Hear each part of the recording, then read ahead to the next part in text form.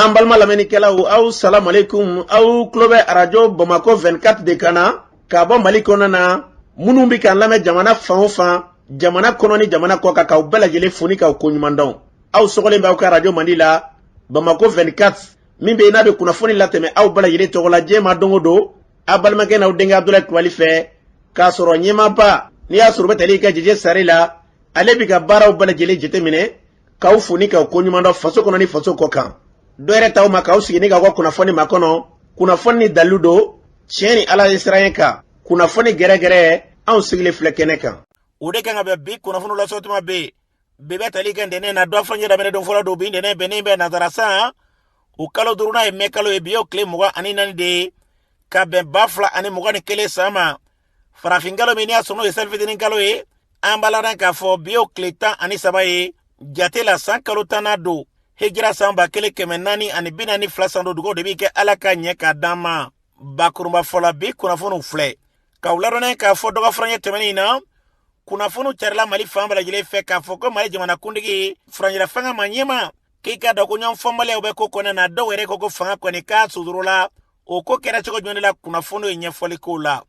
an ka jamana kɔnɔ na bi min ye UNTM ye dɔgɔ furancɛ tɛmɛnen olu ye baarabila dɔ ni ka se k'o kɛ baarabila in kuncɛlen kɔfɛ u tilala ka ɲɛfɔli kɛ kunnafonidilaw ye juma tɛmɛnen na kunnafoniw ye ɲɛfɔli k'o la an ka jamana kɔnɔ na lakanabaliya hukumu kɔnɔ na min bɛ tali kɛ faya kɔnɔ na juma don sufɛla fɛ ka dugujɛ sibiri dugujɛ dani wulikajɔ kɛba dɔw ye wulikajɔ kɛ ka ɲɛsin faya ma o ko kɛra cogo jumɛn la kunnafoniw ye ɲɛfɔli k'o la an ka jamana kɔnɔ na diɲɛ tɔnba maa ɲɛmaw olu ye ciden kɛrɛnkɛrɛnlen dɔ bila ka na an ka jamana kɔnɔ na ni CNT ka ɲɔgɔn ye kunnafoniw ye ɲɛfɔli k'o la ninnu de bɛna kɛ kunnafoni la kunbaba ye bi k'a fara kunnafoni wɛrɛw bɛna fara lasɔmɔ balimakɛ n'aw denkɛ fa Abdulaye Kulibali Ala ka ɲɛ k'a d'an ma kunnafoni an b'a daminɛ k'a lɔn k'a fɔ min bɛ tali kɛ dɔgɔ furancɛ tɛmɛnen na kunnafoniw carila fan bɛɛ lajɛlen fɛ kabini alamisa don ka na juma na k'a jira k'a fɔ Mali furancɛla fanga ma ɲɛma bandaw kunnafoniw carila fan caman fɛ bɔlɔlɔw sanfɛla la k'a jira k'a fɔ k'ale ka fanga kɔni k'u bɛna dafiri maa caman ye wele bila ma yɔrɔ caman na kuma min n'o kuma tun bɛ maaw da la an b'a ladan k'a fɔ a yirala k'a fɔ kuma in kɔni o ye nkalon de ye sababa tɛ bandaw tiɲɛ don kunnafoni dɔw y'a jira k'a fɔ ko ɲɔgɔnfɔnbaliya dɔw kɔni tun bɛ kulu kɔnɔna na e ka dɔw tun bɛ jamanatigi ka taa se jamanatigi dankan ma fo ka n'a bila minisiri ɲɛmaa na k'i ka dɔn ko ɲɔgɔnfɔnbaliya dɔw tun bɛ yen nka k'a fɔ ko fanga kɔni k'o sodoroli walima i ka dɔn ka wulikajɔ kɔni ta ka ɲɛsin fanga in ma k'o kuma tɛ sababa ye an bɛ dugawu de kɛ fɛn fɛn an ka jamana basigi ye Mali ka lafiya bɛna sira o sira fɛ Ala k'an ka jamana basigi n'an bɔra yen an b'a ladan k'a fɔ min ye ka dɔn k'a fɔ juma don ye ka na sibiri fɛ an ka jamanatigi ale ni Mali minisiri ɲɛmaa bandaw ani Mokutari Wane olu ye ɲɔgɔn ye o ɲɔgɔn ye kɔnɔna na lɛrɛ 2 u da sera ma fɛɛrɛ fɛn fɛn bɛ yen n'o kan ka tigɛ ka ɲɛsin malidenw ka ɲɛtaa ma u da sera o kɔrɔfɔw ma wulikajɔ minnu kan ka kɛ furancɛla fanga kɔnɔna na minisiri minnu kan ka sugandi o baaraw bɛna kɛ cogo jumɛn na da sera o kumaw ma an b'a ladan k'a fɔ bi jamanadenw ka wulikajɔ bɛɛ lajɛlen ka se ka kɛ cogo min na ka Mali bila basigi minɛ kɔnɔ kuma min bɛ fasodenw da ni Ala sɔnna ma k'o baaraw olu bɛna kiimɛ k'o bɛɛ lajɛlen to sen na o waati kelen kɔnɔna na dɔw bɛ wulikajɔ la kati k'a jira k'a fɔ ko sika kelen b'a la min ye ka dɔn k'a fɔ Colonel Ismail Wage k'i ka dɔn ko minisiri kura minnu kan ka ta jateminɛ na olu sikalen b'a la n'i y'a sɔrɔ ni o tɔgɔ na y'a la o de kama kati dɔw tun bɛ wulikajɔ la k'a jira k'a fɔ olu tɛna sɔn ni Wage ma y'a la k'o ko bɛɛ lajɛlen to sen na minisiri ɲɛmaa ni jamanatigi ka ɲɔgɔn ye kɔnɔna na da sera ma fɛn fɛn Mali ka ɲɛtaa kɔni u bɛna o bila minɛ kɔnɔna na basigi ni lafiya furancɛla fanga in kɔnɔna na ka se ka jamana in bila basigi minɛ kɔnɔ an bɛ dugawu de kɛ o kuma fɔra cogo min na Ala ka jamana in bila o minɛ kɔnɔ n'an bɔra yen an b'a ladan k'a fɔ ko muso sɔ bɛna da fara kura bɛ kɛ k'o ka fara a kan min ye sibiri dugujɛ da ye ka dugujɛ sibiri la faya an b'a ladan k'a fɔ wulikajɔ kɛbaw u y'u delimako daminɛ dɛ u ye wulikajɔ ta ni ka sira tigɛ faya kɔnɔna na ka maa dɔw kɔni ka wulikajɔ ta ni ka gɛlɛya ta ka ɲɛsin sira boliba dɔw ma o kɔni kɛra so ye kunnafoniw na u y'a daminɛ waati min na dɔw kɔni porogotora olu jɔngɛnɛ yɛrɛ e ka olu kɔni duguma siraw minɛ ka sira minɛ tu kɔnɔna na ko dɔw kɔni f'olu jɔngɛnɛ o ko sen fɛ kabini olu nana kunnafoni di waati min na n b'a ladan k'a fɔ maa caman kɔni o kɛra min kɛ maaw ye ɲɔgɔn sɔmi sira kɔni o bilala a yɛrɛ ma nka kunnafoniw na k'u ye gɛlɛya ta ka ɲɛsin maa dɔw ma kuma kolomɔrɔ tɛ dɔwɛrɛ ye a kɛra maa minnu na fo nin yɔrɔ in na an ye kunnafoniw ɲini fan caman fɛ ko maa kɔni ma kasara a ni n'a ko sen fɛ u tun bɛ maaw bolafɛnw nɔfɛ k'u ye dɔw bolafɛnw sɔrɔ ni k'olu daraki fɛn bɛ fara nin bɛɛ lajɛlen kan bi an ka jamana kɔnɔ su ni tile sangani wati bele kona na faya kona na kelembe ati dabla yere matoma mi ga yere nyinga ke tiendo na kuma foro wati mina ko jamana nyima bu wulika jokke atli flani ubo kedama ikado ko kofe matoma ga fola kubo mi ga kati tukutuku kosebe o de kama wulika jokke ba no me klaka wulika jokke nga yere la ka foko ngere wati mina dugu jele ngoro ko de ikado ko lakana ba do bora bangida marabulo kona na keraniana ku kunda yero ka akera mamunu nyana uluka fola ko wali enkele ni lakana ba utali che kwa te jana kuswe ambe dugo de ke anga jwana bosigi yara bela ka mali blo mene kono namburai ambala nga fo dugo fri marabulo kona na wuli ga jokera jamana lakana ba munu be ni asurulu be ka do ka fo jabali ka ufe olu ye munu zalo do ke ka damene dugo fri ka tan nampala o marabulo kona na o wuli ga jo senfe kuna funa ire ka fo sirido kuyu tega da jadi wala tigilama do ka sega do mene ni asro ku tega fla da ko ka temenu ye ka do nyene mamene o ko fe ni asro mene do be ni ka tega da uluka mamina no wali yakera sura sila ka were ka fola kikaro ni min kera ube femi fali benis kera ma we de menyo yata ni kanya suruma ni kuna foni basi bala mimbe ka choko mara ukona na kube fusiri odana me dugo de ke jamana imbasi ube sabatisero sira fala ka jamana blo mene kono namborai ambala na ka fo jen tomba o manyema we chidengere le doni ko black na nga jamana kona na mimbe ni asonu kera jumado kana yanga sente manyema ambala na ka fo no luka nyonyi onyonye kona na dasra kuma chamama benga sebe mimbe bilia soro benga sebe tegano bla Algérie na be wele ko accord d'Alger fere bale le bisika tigatugo na benga sebe ne otigara bla la kasego bla sera tiga jelenga chugo mena basiki ni lafia ka duanga jamana kona na kuma fuma bale le boloka ambe femi fo minda kadanga jamana na yarabi ala ka mali blo sraka namburai ambala na ka fo bi mi ka do ka fo mali kona na kuma uchara do ka franche na ko jamana tigi anya foto mena ka fanga ko njugo tinjaga tibi na dwana matama yi hakla de fotore do bu hakla de mali bilamaka anga do ka shira la men ne togo Ismaila Jallo bi situation ambi min kona ka gele ambe wuli dade ke folo o de malien chemana musuma bela jenen ka hakili bla fembe sanfe o temenen ko fe beka mali bla toujours fembe sanfe no kera amse ka nyogon fam mais ambe min foka da bela jenen ka amba do ka fo depuis ka kon binye munu kera ni wuli ka jom munu kera ani bulbulu munu kera wasa president de la république koram mi no son excellence Ibrahim Boubacar Keïta wasa ka se ka ta ka bo fangala atale ko fa amado ka fo Muktar Wani nana chuga mina amake bela jele Jimmy Sray ne to Suleiman Jallo ne ra kon taimi parce que jamana kon me rom na sa bere kon ba do kon sababu nyuma bina to ko de nyini ka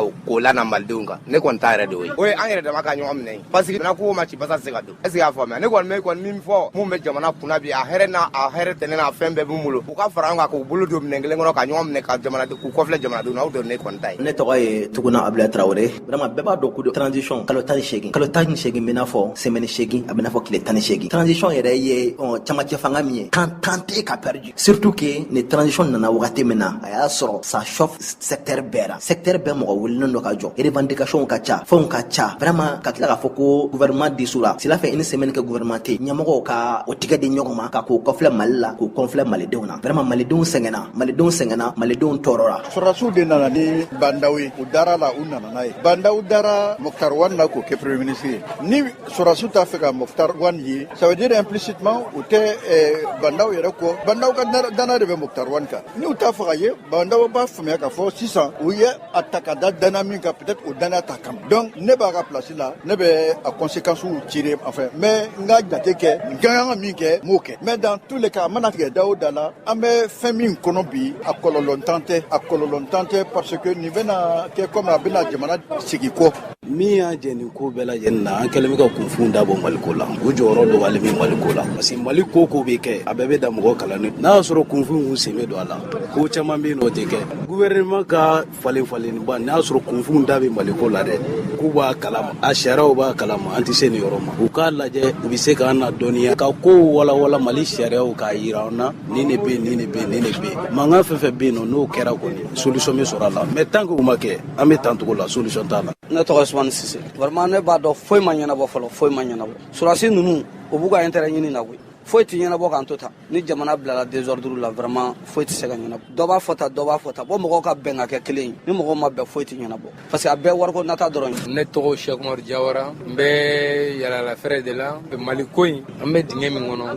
temna mbe doniya ka mali ateseka ke malien sagoy fo dictature do kana siganku ka fronke kana rere kana siganku ka sede anga to atama ala kanya kada ambera jele ambe minyina la fe o sebi ala de o ala de bɛ se ka ko bɛɛ la ala k'an bɔ ni a bɔda ɲuman ye maliyɛn bɛɛ lajɛlen ala ka hakili ɲuman d'an ma k'an kunna diya nin ko ninnu kɔnɔ. ni nga batali ka futuridaw kana u y'a fɔ cogo min na jamana basigi bɛna sira o sira fɛ ala k'an ka jamana basigi n'an bɔra ye an b'a ladan k'a fɔ an ka jamana kɔnɔ na minisiri ɲɛma kɛlen kɔfɛ ni k'a yira k'a fɔ a bɛ baara ɲɔngiri ni jamanatigi ye danaya da kan maa caman bɛ k'i hakilila da ko kan Ismail Fane e hakilila mun y'a ko kan. Muktar Wan bado ka danaya kurakura kan k'a fɔ k'a bɛna se ka baara kɛ ni transition in na ka maliyɛnw nimisi wasa ne ma da la. Fɔlɔ sɔrɔsi denmisɛnnin minnu bɛ k'a fɔ ko le coup d'état kɛ a talen don bolo otage la o tɛ ka fiɲɛ dada ma ka se k'a ka baara kɛ a fɛrɛ ma. Danaya filanan taara ka da kan ni maa minnu kun sigilen don k'a fɔ k'u bɛna jɛ ka baara kɛ ɲɔgɔn fɛ ni o ye CNT kɔnɔmɔgɔ dɔw ye 4e vice-président b'o la ka na o fara an ka alimamiba kan o yɛrɛ ye déclaration dɔ kɛ palais la ka yira k'a fɔ ko maa don maa mun ni ale yɛrɛ fɛnɛ jigiba t'a kan ka na M5 fɛnɛ ta ka o fara kan a ka gɛlɛ k'a fɔ premier ministre ka se k'i yɛrɛ sɔrɔ donc baara bɛ na compliqué a bolo dɔɔni. Ismail Fane ko 4e vice-président CNT kɔnɔ ani alimamiba i bɛ fɛ ka jɔni fɔ yan. n bɛ fɛ ka Kawujum ni Mamu Diko de tɔgɔ fɔ nin yɔrɔ in na yan nɔ. I bɛ se k'a fɔ ko ni maa fila in man di mais transition kɔnɔ k'a fɔ ko ka influence t'a kɔnɔ n'i y'o fɔ ne bolo fili kuma b'i da o b'a yira k'a fɔ Muktar Wan a kana ka baara kɛ cogo min na transition kɔnɔ a bɛna gɛlɛya a bolo kosɛbɛ ka baara k'o kɔnɔ. M5 bɛ wuli ka jɔ min na fɛnɛ ni transition in ka se ka malidenw ye kɛlɛ min kɛ M5 na maa minnu jeliw bɔra k'u fatu u bɛɛ trahira parce que nin ma fɔ an kun sigilen tɛ nin fɛnɛ an kun sigilen don ni mun ye refondation ko kuma min bɛ ka fɔ ka essayer yɔrɔ minnu tiɲɛnen don jamana kɔnɔ k'olu latilen k'a bila élection ka kɛ président min bɛ sigi o ka na baara tɔ ta ka tɛmɛ ni baara ye mais an ɲɛma la bi ni transition in o ma hali sen kɔrɔta sɛma la o bɛ ka kɛ an maliyɛnw bɛɛ sigilen ɲɛna an bɛɛ bɛ kuma la ten dɔrɔn révolution in kumana ka tiɲɛ an bolo ni kun ye démarrage kura de an maliyɛnw fɛ cogo min na k'an ka jamana sigi a sen fila kan mais an bɛɛ y'an sigi ten k'a kɛ kuma ye ten ni sɔrɔsi ninnu filɛ walayi ninnu kelen do ka Muktar Wan ta otage la gouvernement ka sigi Muktar Wan yɛrɛ sago la ni sɔrɔsiw tɛ ka sɔn a ma il faut que sɔrɔsi ninnu da ka bɔ a la k'a fɔ maliyɛnw ye ni sɔrɔsi ninnu tɛ se ka an bila sira tilennen kan maa minnu yɛrɛ dɛsɛra k'u yɛrɛ kungo ɲɛnabɔ olu bɛ se ka jamana kuntigi kungo ɲɛnabɔ cogo di o ye dɔ ye jumɛn corruption min bɛ kɛ sɔrɔsiw fan fɛ walayi a tɛ kɛ anw civiliw fan fɛ FMI ma bɔ n'a ka kuma ye Union européenne ma bɔ n'a ka kuma ye k'a yira k'a fɔ olu bɛ wari min di k'a don an ka sɔrɔsiw la u bɛ jama hakɛ min fɔ k'a fɔ ko bɛ terrain kan ko o de bɛ ka sara ta Union européenne y'a yira k'a fɔ ko nkalon don a fɔr'u ye sɔrɔsi bɛɛ ka saraka bila banque la sɔrɔsi ɲɛmɔgɔw ko non ko ka gɛlɛn ko parce que ko sɔrɔsiw bɛ mite ka taa yɔrɔ la ko yɔrɔ min na ko banque tɛ yen ko donc ko k'a daminɛ ka sous officiers la ko ka tila ka jigin dugu ma n'a fɔra sɔrɔsi ni jamabaden ko mɔgɔ dɔ de bɛ sɔrɔ k'olu ka sara di bolo ni bolo u ma ni 20e siècle la ni machine ba in bilalen bɛ yen ko hali bi saraw de bɛ ka ta bigi la ka mɔgɔw tɔgɔ sɛbɛn ka tila k'o ta bolo la k'o di ni sonyani ko tɛ mun de bɛ yen sinon mun b'u bali ka sɔrɔsiw ka sara bɛɛ ka t'i ta banque la an b'a fɔ maliyɛnw ye ko ni sɔrɔsiw ninnu dɛsɛra k'u yɛrɛ kungo ɲɛnabɔ kuma bɛ k'a fɔ k'u bɛ jamana kunturu yɛrɛ kungo k'o ta a mɛ u tɛ se an ka tiɲɛ fɔ ɲɔgɔn ye sɔrɔsiw da ka bɔ an ka fanga la maliyɛnw an bana politicien na togo togo démocratie fanga ye politicien de ta ye a tɛ taa ka politicien to yen an k'o tiɲɛ fɔ ɲɔgɔn ye n'i y'a politicien ye erreur kɛ a ma fɔ an yɛrɛ kɔ koyi an bɛɛ b'a la parce que u bɛ don ni tafe saba ye anw de kan u bɛ don ni 400 wɛrɛ ye anw de kan an de bɛ bɔ ka taa voter k'u sigi an kunna n'u y'an san diyagoya n'u sigira u b'a wari bɔ kɛ donc fo mɔgɔw k'u ban wari minɛ in de ma mɔgɔw k'u ban balani show in de ma mɔgɔw k'u ban tafe saba minɛ in de ma k'a dɔn k'a fɔ ni karisa ye mun de kɛ a ka jamana kɔnɔ a ye mun de kɛ a sigida la n'a nana programme jumɛn b'a bolo donc a y'a to ni président sigi na débat ka kɛ sa candidat ni ɲɔgɔn cɛ an k'u ta yɔrɔ dɔn u ka fɛn fɔ an ye an bɛ mun faamu an ka intérêt sama ka b'u ka débat kɔnɔ mɔgɔ kana taa ten ko n dɔnbaga don n'o ma dabila Mali an tɛ taa yɔrɔ si an k'an bolo di ɲɔgɔn ma ni sɔrɔsi ninnu ka bɔ an ka fanga la an b'u dɛmɛ cogo min na ka munna ɲini ka d'u ma u ka taa kɛlɛ kɛ ka jamana in bɔ ɲɔgɔn na sinon ninnu tɛ se dɛ wa n'i y'a ye k'a fɔ hali gouvernement dɛsɛlen don ka sigi place ko kɛlɛ de bɛ yen hali sini sɔrɔsi hakɛ min bɛ CNT kɔnɔ o ma fɔ maliyɛnw ye alors que n'i ye CNT ta 10 i bɛ taa sɔrɔ sɔrɔsi min b'a kɔnɔ a bɛ 7 bɔ a bɛɛ kelen don k'i yɛrɛ dogo k'o tɛ se ka dogo bɛɛ bɛ bɛɛ dɔn jamana in kɔnɔ dabiri sɔrɔsiw u k'a dɔn k'a fɔ a tɛ marché ne ka batali kɛ Ismail Fane na an ka jamana bɛ basigi sira o sira fɛ yarabi ala ka Mali bila o sira kan n'an bɔra ye UNTAM ye baarabila min kɛ n'o kɛra tile 5 baarabila ye o ma dogo jamana kɔnɔ na juma dɔw ye kimɛni kɛ ni ka ɲɛfɔli kɛ kunnafonidilaw ye an'u kɛlen bɛ ka min bila labɛn na o kumatigi maa min ye Ousmane Christian Jara do ale b'a ɲɛfɔ an ye an ka lamɛn. Bureau exécutif UNTM a n'a jɛɲɔgɔn syndicat u kɛlen ka u ka mot d'ordre de grève tile 5 lancé n'o daminɛna lundi mai kalo tile 17 ka se juma mai kalo tile 21 u b'a lase mɔgɔw ma ko o grève a bilan ye min ye Mali région bɛɛ kɔnɔ o ye a sura ni 98% ye kɛmɛ o kɛmɛ mɔgɔ 98 o y'a grève suit min ye Bamako kɔnɔna ye kɛmɛ o kɛmɛ mɔgɔ 96 o ye grève suit UNTM bureau exécutif ani jɛɲɔgɔn partenaire syndicaux ko u nisɔndiyalen don ka militants bɛɛ fo u sera ka ni jɔ ka wuli belebeleba min kɛ u bɛ tila k'a ɲini militants fɛ minnu kan ka service minimum assuré k'aw janto service minimum na k'u janto kumaw la kuma minnu ni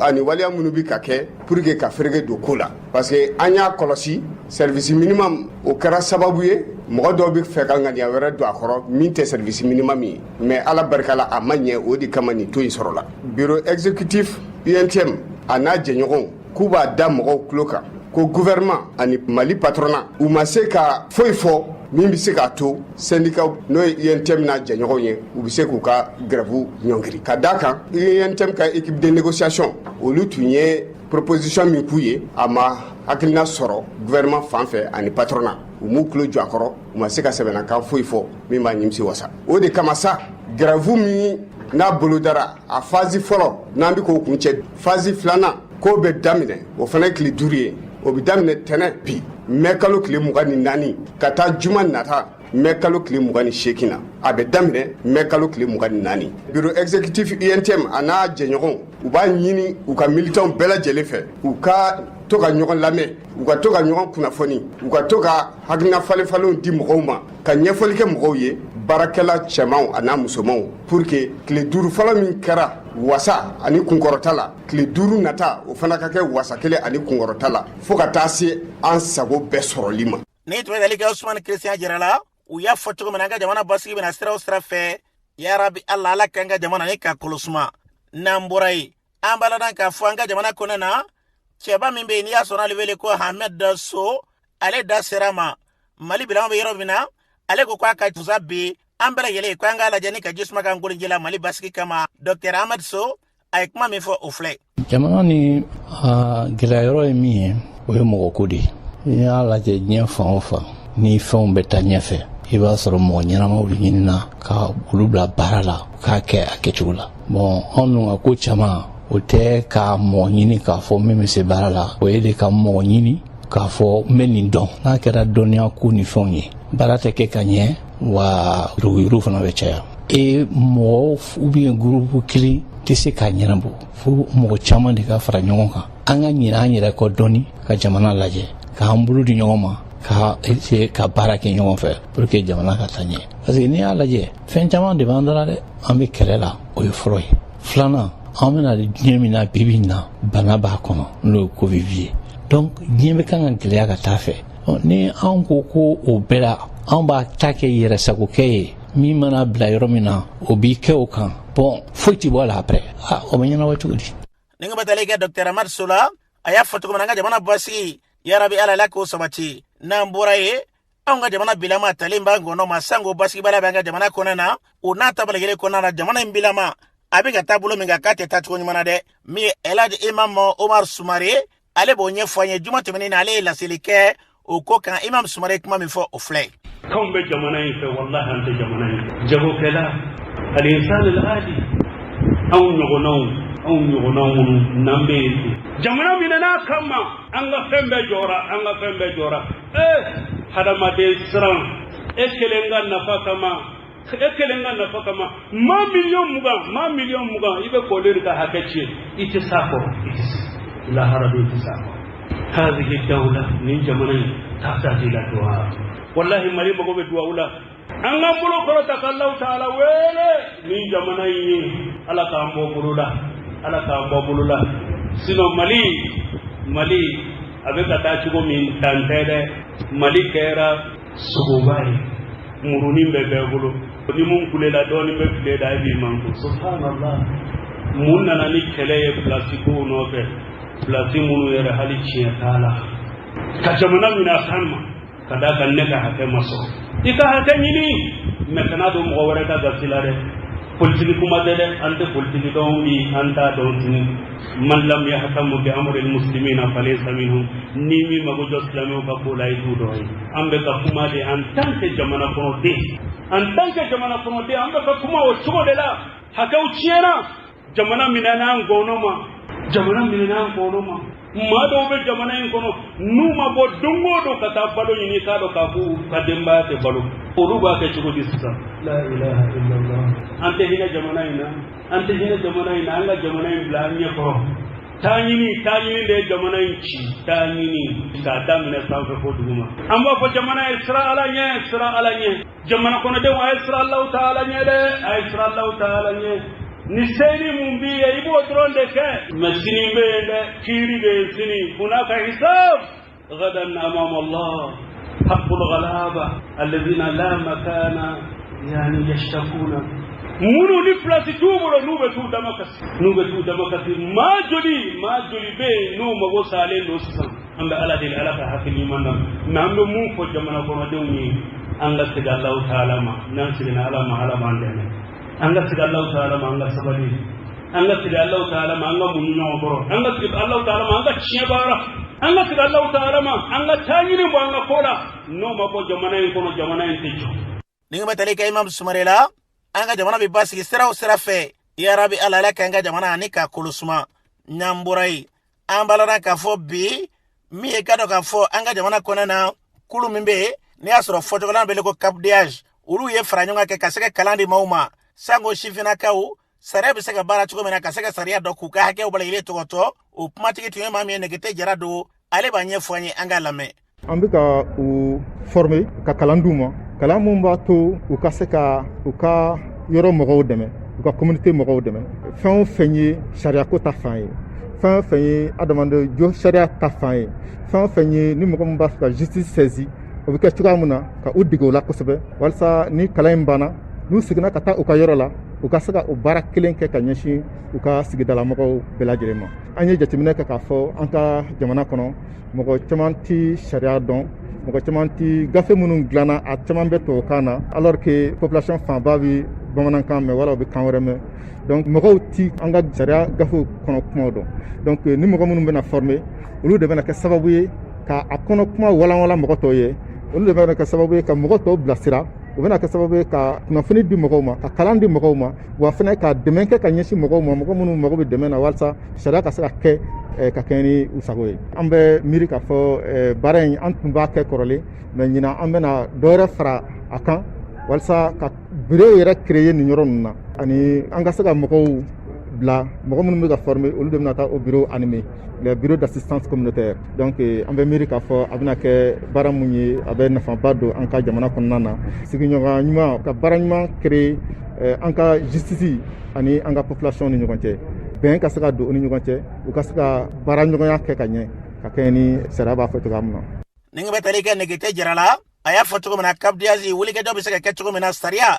ka saka do anga jamana kona nanga matama bila ma urubi ka do ka fu nyengere bobbi ka fo saria ko ni adoni e ka danga jamana kona na dombali akabale yele bina ka kekele bela yele be tafo mamunu be ni asunu do jamana dewi nulu ta saria don e ka do iba do ita don ko mate saria do anga jamana kona na ko so ke imana ke chugo ni saria tigala mo werete ubita boni dado e ka fendo yiri la mimbe ni asuru e mo kalanga e ka barate jamana de ntamambe be uluba yira ka fo chena la ka anga jamana kona na mi e ka do ka fo saria tigala mo we fere bale yire ka anga tigu fale be ka jamana koni ka bla saria yire doni mene ko no te ma chamanga fola be dusuma kasa chamambe foto den chamanka be abara gele ba fo ni ka nyesi e ka do jamana kiri chugo ya uma ma ko mara tedere wuli ga jame sabatile flan no fe kaseka fereke ma ko kaseka ka hakeu kaseka ulu tokoto sango jamana kona nga kiru ulu biseka kechugo mena kadana ya sabati kiri ke bawo ni jamana de onje upmambu da ala kabla sababa mene kona na namburai ambala na ka fo bi mi anga jamana kona e anga cheba mimbe ni ekologru fulne I don't know natimia cheba mi be nanga jamana kona na ye jamana togo seyro chamana no ye mamadu kunati o fatule kɔfɛ san 40 ani kɔ an bala ka bɔ san yɛlɛma kɔnɔ na a denkɛ n'o ye Musa Konate ale da sera ma fa tun bɛ cogo min na a ye kuma min fɔ o filɛ. U b'a fɔ min ma ko jeninka ɲimi a bɛ bin a tɛ sini ɲɛ ni ko a tɛ sini ɲɛ sini 2 de don a bɛ se k'a kɛ i bɛ minɛ ka bila kaso la n'i ye chapera dugukolo kan yan an bɛɛ silamɛ de ye sini lahara i b'a ɲɛfɔ donc mɔgɔw bɛɛ ka cɛsiri ka baara kɛ an ka kɛ ɲɔgɔn fɛ an kana ɲɔgɔn kɔnɔya ni min bɛ se baara min na n'i ma a dɛmɛ a ka taa ɲɛfɛ i kana sama ka jigin o ye Mamadu Konate ka hakilina ye i bɛ timinandiya de parce que i dalen b'a la k'a fɔ i ye sira min ta sira ɲuman don nka sira ka jan i bɛ timinandiya f'i ka se a dan na wa cɛsiri o y'a ka fɛn ye wa i kana girin ka kow kɛ i kunfɛ ka mɔgɔw bisigi ni fɛn fɛn n'a sera i ma i b'i sigi fɔlɔ k'i miiri mɔgɔw dalen b'a la cogo min a fana dalen bɛ mɔgɔw la ten donc an ka jamana nin bɛ cogo min bi je pense que o bɛɛ b'an jɛ an ti ɲɔgɔn fɛ wa bɛɛ ko ne yɛrɛ Mamadu Konate kun hakili bɛ jamana la a hakili bɛ a mɔgɔ ɲɔgɔn na f'a bɛ ɲinɛ a yɛrɛ kɔ ala k'a to maliyɛnw k'a faamu ko Mamadu Konate n'a ka mɔgɔw subaga kun tɛ jinɛw kun tɛ adamadenw de kun don mais adamaden minnu kun don u kun b'u mɔgɔ ɲɔgɔn fɛ u kun b'u faso fɛ u kun b'a fɛ farafinna bɛɛ ka bɔ jɔnya la n'olu y'o n'o baaraba kɛ u bɛ don fali wotoro kɔnɔ u bɛ don kamiyɔnw kɔnɔ u bɛ tagamaw sen na ka bɔ dugu ni dugu ka Mali bɛɛ yaala n tɛ k'a fɔ ne yɛrɛ tɔgɔ la dɛ je suis fier k'a fɔ n fa ye bɛɛ fa ye parce que a ye baara kɛ o de hukumu kɔnɔ donc bɛn ka kɛ Mali kɔnɔ o de bɛ kan ka kɛ an bɛɛ ka laɲini ye. Ni nga batali ka Musa Konate la a y'a fɔ cogo min na a ka cɛkɔrɔba hakila min tun b'a la yarabi n'o tun ye ɲɛta ka ɲɛ sanga jamana ma ala ko hakila kelen ni ka sabatan kelen na bala yeli la sango an ka jamana basigi lafiya o bɛ se ka sabati cogo min na n'an bɔra ye o hukumu kelen kɔnɔ na Sufi Adama n'aw hakili b'a la 2016 san masa Ramani ka wele sera ale ma a kanubaw a n'a ka kalandenw olu bɛ wele kɛ jɔ san o san n'i y'a sɔrɔ o sangomɛ sera ka se k'o ɲɛnamaya ɲinɛnta in k'a bɛna kɛ alamisa don ni ala sɔnna ma alamisa nata in a bɛna kɛ e ka dɔ ba yɛrɛ kɔnɔna na a ka misiri la baara in bɛna kɛ cogo min na min ka dɔ k'a fɔ a ka kalandenw na Jakite ni bala yɛlɛ k'ale ma ko fulakɛ ale b'a ɲɛfɔ an ye an ka lamɛn. Ne tɔgɔ ye Amadu Jakite u b'a fɔ ma Sufi Adama ka yɔrɔ la ko Moribabugu fulakɛ an kɛmɛ ka labɛn cogo min na komi san o san Sufi Adama ale fatura seli fitinin kalo tile 15 bon farafin kalo ye kalo ye ale bɛ ɲini de diɲɛ ko n'i b'a labɛn f'i k'a labɛn a ka se ka ɲɛ cogo min na dɔw bɛ Bamakɔ yan dɔw ti yan nɔ o de la an y'a programme k'a bɛn le 27 ma n'o ye alamisa nata in ye a kan ka bɛn o de ma ni ala ka jɛ inshallah baara in ye alabato baara de parce que Sufi Adama a y'a ka adamadenya bɛɛ lajɛlen kɛ la ilaha illallahu muhammadu rasulullahi k'a daminɛ donsow la ka taa chrétienw la ka taa bila silamɛw la adamaden fɛn fɛn ye an fa Adama ani an ba Hawa denw ye Sufi Adama a ma mɔgɔ bɔ mɔgɔ la a ka baara bɛɛ lajɛlen bɛnna alabato de ma o de kama kɛrɛnkɛrɛnnenya k'a daminɛ 8h ka taa bila 10h an ye kuranɛ kalan boloda o bɛ kɛ o kɔnɔna na k'a daminɛ 10h ka taa bila 13h30 kɔnɔna na an ye ziyara de bolo kɔnɔ n'o ye tawafu min bɛ kɛ komi an y'o ye a yɛrɛ la a bɛ misiri in tawafu kumana o bato de bɛ an bolo a kɔni k'a daminɛ sɔgɔma fo 18h foyi t'a kɔnɔ ni bato tɛ ani ka dugawu kɛ jamana ye parce que a y'a ka baara bɛɛ lajɛlen bɛ jamana ko de ma a ma taa ka so jɔlen to a ma taa ka foyi to a bolo ni misiri in tɛ la ilaha illallahu muhammadu rasulullahi ko ka dugawu kɛ jamana in ye an fana b'o sira kelen de kan ni ala ka jɛn ye. Misiri in bɛ fan jumɛn fɛ? Misiri in filɛ 3e pont duguma Sutuba n'i bɔra Kulukoro sira fɛ 3e pont yɛrɛ n'i farila ka na dɔrɔn ba kɛrɛfɛ in yɛrɛ dɔrɔn ni ala sɔnna misiri in bɛ o yɔrɔ la yen nɔ mais numéro fana bɛ yen nɔ numéro min n'i y'olu wele olu bɛ kunnafoni jɔnjɔn d'i ma la ka i la faamuya a kɔnɔna na 76 25 05 53 66 16 18 16 o ye o numéro in ye. Nin y'a siɲɛ ka nin kɛ. Bon nin ye ziyara nin y'a atako 5nan de Sufi Adama yɛrɛ banna le 19 juillet 2016 a banna o de la a banni sisan cɛ ɲinan ye ziyara in tako 5nan de ni ala ka jɛn n'a bɛ nin kɛ yalima musaka b'a la wa? musaka min b'a la o ye an kɔni bɛna alabato de la adamaden mana kɛ cogo o cogo alabato kɔnɔna na i mana mun kɛ ala de bɛ i sara o la mais an ma o doni kɔni da mɔgɔ kun an kɔni kana dɔrɔn an ka alabato ka ala ko ɲuman dɔn ka dugawu kɛ jamana ye jamana in bɛ gɛlɛya min kɔnɔ ala ka jamana in bɔ a kɔnɔ faama fara fantan ka bɛɛ lajɛlen de wele fa cɛ ani muso bɛɛ kana an ka jɛ an ka dugawu kɛ jamana in ye ala taala bɛ se ka jamana in bɔ gɛlɛya kɔnɔ cogo min na ni ala ka jɛ. Ni nga bɛ tali ka Jakite la fulakɛ u y'a fɔ cogo min na Sufi Adama ka jamana ko ma dogolen kun tɛ aka ɲɛnɛmaya bɛɛ lajɛlen kɛra foyi ma sɔrɔ a bolo ani a ma foyi de ɲini ala ka bonya ni ala ka kelenya ala ka sankɔrɔta a ka baara bɛɛ lajɛlen ɲɛ sinuma a y'o kuma minnu fɔ o ye belebeleba ye an bɛ dugawu kɛ yarabi ala ka nafa ka jamana in u bɛna taa dugawu min kɛ n'a bɛɛ lajɛlen kun tɛ dɔwɛrɛ ye dɛ wulikajɔ ka se ka kɛ hinɛ ye a n'o kɔfɛ sufɛdama tun bɛ tabiya minnu kan ka se k'o baaraw yakubaya ala ka kɛ ten n'an bɔra yen an b'a la k'a fɔ bi an ka jamana kɔnɔna na 8,000,000 kunkan fɛn o bɛna kɛ wulikajɔ ye bamakɔ komini 6 kɔnɔna na ka se ka wulikajɔ kɛ bi ye ka dɔn k'a fɔ denmisɛnnakaw wulikajɔ bɛ se ka kɛ cogo min na ka ɲɛtaa sabati o kɛra i ka dɔn k'a fɔ faraɲɔgɔnba ye wulikajɔ in yɛrɛ sababu bɔra fɛn min na Ibrahim Maïga ale b'a ɲɛfɔ an ye an k'a lamɛn. Bon an ka bi jɛn ku ye an ye projet dɔ de sɔrɔ Union européenne mɔgɔw ka programme dɔ bɛ yen a fɔ ma ko IBICUS olu de ye financement dɔ lancé donc an y'an ka document dɔ la ala y'a kɛ an ka projet retenu la donc an ka projet c'est pour sensibiliser ka denmisɛnninw la sensibiliser ani k'o informer u jɔyɔrɔ ye min ye Bamakɔ commune 6 PDCQ programme de développement communal olu élaboration u jɔyɔrɔ min ya élaboration na ani u kan ka min kɛ a la projet in hakilina ba y'o ye an bɛna baara kɛ o projet de kan Bamakɔ commune 6 kɔnɔna na kan ka jeunes former formation kɔfɛ an kan ka baroninw sigi commune kɔnɔna na association kɔnɔna na gɛrɛnw kɔnɔna na pour que u jɔyɔrɔ ye min ye u se k'o dɔn davantage jateminɛ y'a yira k'a fɔ jeunes c'est vrai an bɛ droit caman an bɛ revendication caman kɛ an bɛ fɛn caman laɲini mais an jɔyɔrɔ yɛrɛ ye min ye ani an yɛrɛ ka laɲiniw bɛ se ka sabati cogoya min na généralement an t'olu dɔn donc bɛɛjɛ fanga min n'an b'a kɔnɔna na o ye sen donni baara la n'o ye jamanajɔ ye o ye o droit di citoyen bɛɛ ma.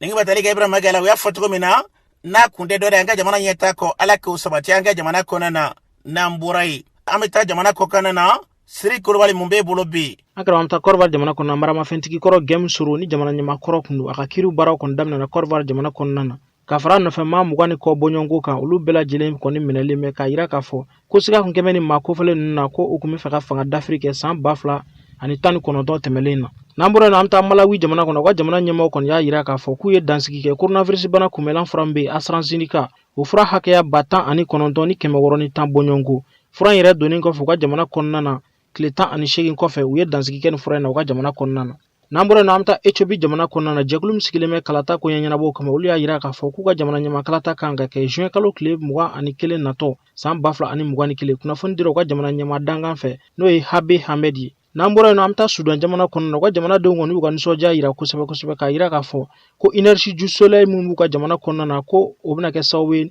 ni ka dansigi kɛ u ka kurantigɛ banbali la u ka jamana kɔnɔna na an karamɔgɔ min sɔrɔ kɔfɛ kunnafoni na o dɔ de tun ye nin Siri Kulubali y'a fɔ cogo min na an bɛ dugawu de kɛ yarabi ala ka bɛɛ lajɛlen nɔgɔya an ka jamana walima jamana wɛrɛw ka se ka basigi ni lafiya k'o cogo an ka jamanaw kelen-kelenna bɛɛ lajɛlen kɔnɔna na ni ala sɔnna ma sini aw ni Siri Kulubali bɛ ɲɔgɔn sɔrɔ yan n'an bɔra yen min ye ka dɔn k'a fɔ bonyamasegi arajo ɲɛmaya so tɔgɔ la ka foli ni tani ka ɲɛsin lamɛnbaa cɛman ni musoman an kanuba fɛn fɛn bɛ jamana kɔnɔna na kɔkan na k'aw bɛɛ fo ni ka waleɲuman dɔn min ye an cakɛɲɔgɔn n'i y'a sɔrɔ yan ka kalanden Fatumata Maïga ale ka musokɔrɔba n'i y'a sɔrɔ tun ye Balakisa Maïga de ye min ye ka dɔn k'a fɔ Masa Ramani y'ale wele ka bɛn juma yɛrɛ ma a janajaw bɛɛ lajɛlen kɛra juma lazara ɲɛmaya sogo bɛ foli di bɛɛ ma bɛɛ yira kɛnɛ ka janaja in k'a kɛra bonya ni karama kɔnɛ na ka foli ta ka ɲɛsin bɛɛ lajɛlen ma janaja in sen fɛ seereya dɔw kɛra kuma dira maa min ma maaw bɔlen kɔfɛ seladon la an balaka in n'a taara da dayɔrɔ laban na ka bɛn ni lazara ye lazaraw selilen kɔfɛ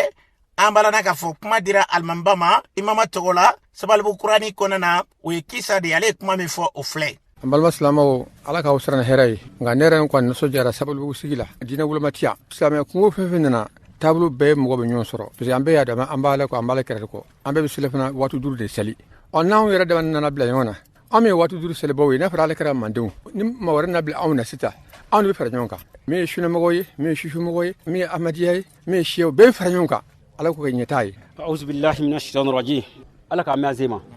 ala k'an kana ala k'an kɛ kana sababu ye ni n bɛ tali kɛ alimami kisa la karamɔgɔ bɛɛ fɔ fitini o fa don ale ka kuma kɔfɛ alimami Samake misiri min y'a sɔrɔ ni fure sɛla ye o alimami don ale ye kuma min fɔ o filɛ an balimaw anw b'a fɔ de ko an muso fatula mais to ni ne ko m'a fɔ anw ba de fatula barakisa anw ba de fatula maa si tɛ yan n se k'a fɔ barakisa in inna lillahi wa inna ilaihi raji'un ala ka hinana Samake ale ka korofo bal yele kere ka do ka fo kashiw de bamba to intume cogo mina adda siro ma miri law de la ambe dugo ke ala kan taw ke cogo nyetan o kofe Fatmata yɛrɛ a bɛ baara kɛ arajo la o kɔfɛ a bɛ baara kɛ Musabugu bolola baarakɛyɔrɔ min bɛ yen n'i y'a sɔrɔ centre ye Musabugu a bɛ baara kɛ o maaw tun bɛ kɛnɛ kan ɲɛmaa minnu tun bɛ yen olu yɛrɛ kuma min fɔ kɛnɛ kan o filɛ. Ne tɔgɔ Perpétue Dako ye Fatmata b'an bolo stage la centre de formation professionnelle de Musabugu vraiment mɔgɔ denmisɛnnin minnu don hakili sigilen don min sera ma bi n'o ye a bamuso ka banni ye vraiment an bɛ dugawu de kɛ banbatɔ ye ala ka hinɛ a la ala ka yafa k'a ma ala ka fara jɔn kunnandiw kan. Bon ne ye Fatumata ba ye parce que ne bɛ se k'a fɔ n den de don n y'a dɔn kabini a fitinin basi foyi fɔndi t'a fɛ ala ka limaniya d'a ma sinon basa yan a ma nɔgɔn ne y'a ba ye a fana nana ne bolo service la stage la depuis a nana a ka foyi ma deli ka se an ma f'a bɛ mɔgɔw bonya dɔrɔn ala ka hinɛ b'a la ala ka dayɔrɔ suma ala ka mɛn ka saraka bɔ a ye. Ni ka tali kɛ centre maaw la o kɔfɛ an balana k'a fɔ alimami ba min bɛ yen n'i y'a sɔrɔ o bɛ Misabugu n'o ye Imam Sayidu Togola ni bɛ yɛlɛ k'ale ma ko karamɔgɔ Seydou Togola ka bɔ Misabugu ale tun bɛ kɛnɛ kan ale yɛrɛ de sɛlɛla fure in kan ka tila ka taa da dayɔrɔ laban na o kɔfɛ ka kuma maaw ye gɛlɛya minnu bɛ bi diɲɛ kɔnɔ na bi maaw bɛ ka ɲinɛ kosɛbɛ kosɛbɛ ka sɔrɔ ka dakun foyi t'an na ne nin tɛ karamɔgɔ Seydou ye kuma min fɔ kɛnɛ kan o filɛ. Inna lillahi wa inna ilayhi raji'un. Silamɛw ni so in bɛ wele ko kaburu. Balimaw ala ye san 23 de kɛ a bɛ ka kɔrɔna jigin alakira kan. Silamɛw a b'an hakili jigin yɔrɔ in de la kaburu. Ala ko cogo di ni ne ye kɔrɔna verset laban ye karamɔgɔ bɛɛ bɛnna o kan fɔ ni min ma kala dɛ suratul baqara la a ye sira don ye don min n'aw bɛ segin ka di ala ma diɲɛ ni lahara o dantɛ ɲɛnamaya de bɛ kɛ wallahi adamaden bɛ ɲɛnamaya an muso in an'an balimamuso in sisan nɔ mɛlɛkɛw bɛna wuli sa k'a ɲininka wallahi ne maa min ma da la filo silamɛya dabila i kana seli kaburu ɲininkali n'i ma da la silamɛya dabila nin min filɛ ni alisilamɛw n'a y'a sɔrɔ fanga de tun don an jama hakɛ min bɛ yan ni cɛw tun nana k'i bɛna nin minɛ ka taa n'a ye a i b'a dɔn k'a fɔ ko bɛ sen na dɛ jama fɛ ni nafolo de don a balimaw bɛ yen nɔ nafolotigiw b'u la o b'a yira k'a fɔ a b'a ni masa min cɛ mɔgɔ jɔda tɛ yen madi alisilamɛw an k'a dɔn k'a fɔ saya in de y'an dakun ye an bɛ maaw hakili jigin kaburu filɛ nin ye yan dɔrɔn tɛ n'i donna bamakɔ kaburu la bi i b'a ye k'a fɔ anw ɲinɛna saya kɔ wallahi dugukɔnɔla ninnu na i b'a ye n'a bɛ su fɛn o fɛn da a bɛ kɔrɔlen kolo bɔ k'o kɛ mana kɔnɔ ka sɔrɔ k'o bila kura kan parce que dugukolo tɛ yen mais malgré tout ça i b'a ye k'a fɔ dugukolo bɛ ka lotisé ka taa i b'a ye projet baw place bɛ bila mais kaburu place tɛ an bɛ ka diɲɛ jɔ an bɛ ka ɲinɛ kaburu kɔ k'a sɔrɔ ma nafolotigi bɛɛ lajɛlen laban ye kaburu ye wallahi waritigi dɔ fatula bamakɔ yan nɔ wallahi saya in a ye ne karamɔgɔ dɔ touché a don ni bi cɛ c'est-à-dire a sirala adamadenya ɲɛ quoi a fatula k'a to salon kɔnɔ denw nana ɲɔgɔn ye ko k'a bila magasin kɔnɔ sɔn'a ka taa mariku la a yɛrɛ ka salon kɔnɔ o yɛrɛ k'a fɔ an mana diɲɛ jɔ cogo to an laban ye kaburu ye bamakɔtɔ ya rabbi ala ka yafa k'a ma sisan nɔ mɛlɛkɛw bɛna lawuli sisan k'a ɲininka i ka ala ye jɔnni ye a b'a fɔ ko maɲi ala ye an bɛ ala dala ala k'a nɛ sabati n'u ye ala kɛra ye dugawu kɛ su bɛɛ de ye nka dɔnnibagaw kɔni y'a sabati sɛbɛnnifɛnw na ala kɛra n'a ye su don a b'i jɔ su kun yanfan fɛ a b'a fɔ bɛɛ ɲɛna ko bɛɛ k'i kɔnɔ jɛya i bɛ ɲumanya min kɛ i bɛ seli min kɛ i bɛ sun min kɛ o kama i ka ala deli banbagatɔ ala kɛra tun b'a fɔ mɛ dugawu kɛcogo in de sa an nana ɲɔgɔn sɔsɔ o la nka o ma se kɛlɛ la i b'a ye kaburu dɔ la fo peli bɛ ta ɲɔgɔn kama bɔgɔ filanan ni bɔgɔ filanan mɛ ne ko n ko karamɔgɔw de ye ni problème wuli olu kan ka walawala bɔgɔ fɔlɔ ni bɔgɔ filanan kun wɛrɛ t'a la koyi bɔgɔ laban min n'o ye kaburu ni bɔgɔ ye n'o bilala sanfɛ kaburu kan ka bonya hali kaburu n'a ye san 1000 kɛ n'i y'i jɔ a kunna k'a daba kɛmɛ ala bɛ jurumi sɛbɛn i tɔgɔ la o kɔrɔ ala ye su bonya o tuma la o de kama u bɛ bɔgɔ laban in k'o bila sanfɛ walasa binkisɛ kana fili a la joona mɛ dɔw nana o faamuya k'o kɔrɔ kɛ ko non ko bɔgɔ fɔlɔ de bɛ jigin a ka diyago a la k'o de bɛ hinɛ su la o nkalon ye dɛ o tɛ wahabiya kan ye dɛ o nkalon de ye bɔgɔ fɔlɔ tɛ hinɛ su la dɛ a ka baara de bɛ hinɛ a la bɔgɔ laban bila tun sanfɛ walasa binkisɛ kana fili a kan joona balima a kɔrɔ de ye nin ye kɔrɔ wɛrɛ t'a la nin kɔ bon ne bɛ ɲininkali kɛ n'o y'a sɔrɔ a kun ye k'a fɔ bin kana fili a kan yɔrɔ baara ɲuman don mɛ n'a hakilina bɛ maa dɔ la maa kalanbaliw la k'a fɔ ko anw faw de la la aw kana diinɛ kɛ k'a fɔ an y'an fa sɔrɔ a ka da o problème de b'an da la bi an faw tun b'a kɛ tan hali ni ko k'i b'u kalan b'a fɔ ko ayi an ka baara don e ka baara tɛ koyi kalan de don an faw de la la o tɛ dɛ silamɛya bɛ ta ni alakira ka tagabolo de ye o tuma la ni fila bɛɛ lajɛlen kɔrɔ ka ɲi ni kɔrɔ jugu t'a la a filanan balimaw yɔrɔ dɔ la taa yiri bɛ turu alakira sallallahu alaihi wasallam nale madina a ye kaburu fila ye kira ko nin kaburu fila tigi bɛ ɲangata la sisan kira ko ten ko mɛ ko silamɛw don kira y'i pan a ye yiri bolo dɔ tigɛ k'o turu kaburu ninnu sanfɛla la a ko sɔni yiri bolo ninnu filabulu ka ja ko ala bɛ ɲangata fɛ k'a kaburu kan ko taa ko silamɛw don ko koba tɛ ko tɔ kelen ko n'a tun ye jalaminɛ kɛ jalaminɛ banbali tigɛla ka ɲa a b'a tɔ tigɛ a ka fini kɔnɔ bon dɔnnibaga bɛɛ y'a fɔ mɔgɔ mɔgɔ n'i ka baara dɔ i bɛ taa jalaminɛ kɛ i perese kojugu ko tan tɛ yafa de tan wallahi kaburu b'i ɲangata a y'a dabila aku filana ko ka barada tun na mai mɔgɔ ni ɲɔgɔn cɛ ka mɔgɔ kun kari ɲɔgɔn na ko ala bɛ k'u lajaba ko kuma la mɛ yiri filabulu tora sanfɛ sɔni a filabulu ka ja ala bɛ ɲangata fɛ ka bɔ ka kira y'a ko de kama o fana kɛla kɛlɛ y'a bolo a kɔrɔ de ni n'o tɛ an bɛɛ lajɛlen silamɛ mɔgɔ ko la ilaha illallah muhammadan rasulullah bɛɛ lajɛlen ka laɲini kelen nka baaraw kɛcogo de tɛ kelen ye mɔgɔ kama an kana na ɲɔgɔn kafiriya mɔgɔw ka ɲɔgɔn faamuya dɔrɔn kɛlɛ kɛ ko tɛ quoi dalu ka di dɔrɔn mɔgɔw ka kɛlɛ in dabila nafa foyi t'a la yahudiyaw ɲɛ delen bɛ silamɛya la bɛ ka da ka silamɛw farafaralen don n'o tɛ ni silamɛw bɛnna foyi tɛ se silamɛya la ala ka yafa an bɛɛ lajɛlen ma ni nga batali ka imam Saidu Togolala a y'a fɔ cogo min na fɛn min ka dɔ ka fɔ hakili ɲuman ala k'u dan kelenna bɛɛ lajɛlen ma dakun foyi t'an ni nin tɛ an bɛ dugawu kɛ ala kɛnɛ ni aw kelenna bɛɛ lajɛlen ta kɛcogo ɲɛ ka bɛɛ fo ka bɛɛ waleɲuman dɔn maa maa bɛ n'i y'a sɔrɔ sen donna baara in na minnu bɛ jamana kɔnɔ na kɔkan na an y'aw bɛɛ lajɛlen ye nɛgɛjuru sira fɛ walima dusukunna ka kɛ an fɛ gɛlɛya ni nɔgɔya bɛɛ la k'aw fo ni k'aw barika da